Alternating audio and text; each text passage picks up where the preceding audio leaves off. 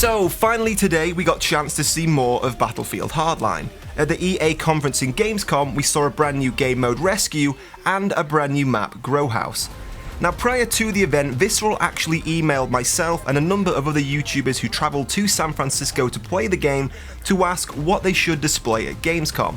So we did know we were going to see a lot more of an esports type reveal. Now the map Grow House and the game mode Rescue are both something we got to play in San Francisco, but up till now we haven't been allowed to tell you about it. So today I can finally give you my personal details about playing this brand new map and this brand new game mode. Now unfortunately in San Francisco we didn't actually play the game mode Rescue on the map Grow House. When we were playing the map Grow House we actually played a Conquest style game mode, and when we played Rescue we actually played it on a map that hasn't yet been revealed. So far I don't think I can give you too much information about that map.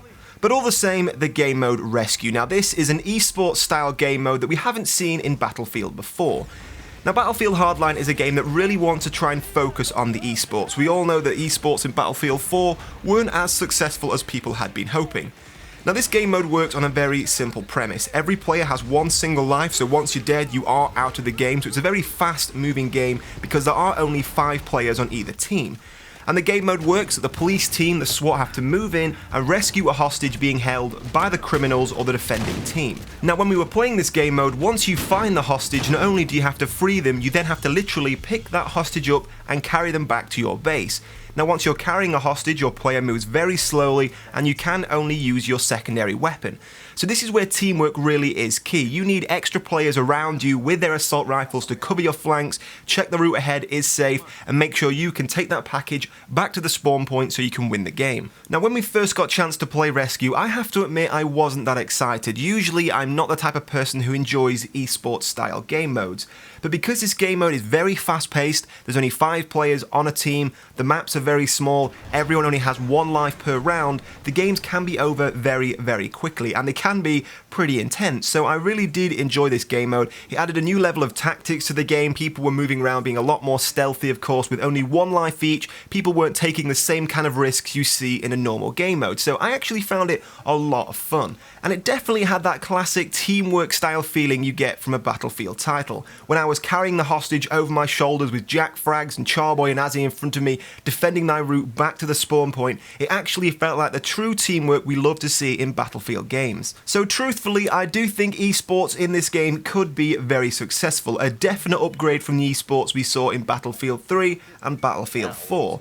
Now of course this is just one of the game modes that could be eligible for esports. There are going to be other game modes in the game that are going to be very similar to Rescue that would be good game modes for esports, and of course with future DLCs and maps we can only hope that Battlefield Hardline can really improve on this pretty solid basis for an esports game. So now moving on to the map Grow House. Now this is a nighttime map, something I know a lot of people will be excited to see. Of course we don't really have a true nighttime map in Battlefield 4. We have some dawn and dusk maps but no solid nighttime map, so that will be something a lot of people are pleased to see. And the map itself has definitely taken inspiration from Breaking Bad. In the series where Jesse and Walter White are cooking all of the meth underneath that huge wash house with the big washing machines, this map has a very similar criminal underground feeling.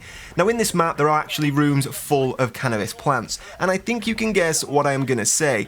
If you actually set fire to those cannabis plants, you do see it in the trailer, the plants catching fire. If you're not wearing the gas mask perk, your player will actually become slightly stoned. Your eyesight goes blurry, your movement slows down, so it's a pretty cool little kind of Easter egg in the map, but also it is kind of realistic physics. Or would it be chemistry? Well, either way, if you were going to run through a building with huge smoking cannabis plants, there is no doubt you are going to become stoned. Now the map itself has a great mixture of indoor and outdoor areas. Of course you can go inside all of the grow house itself.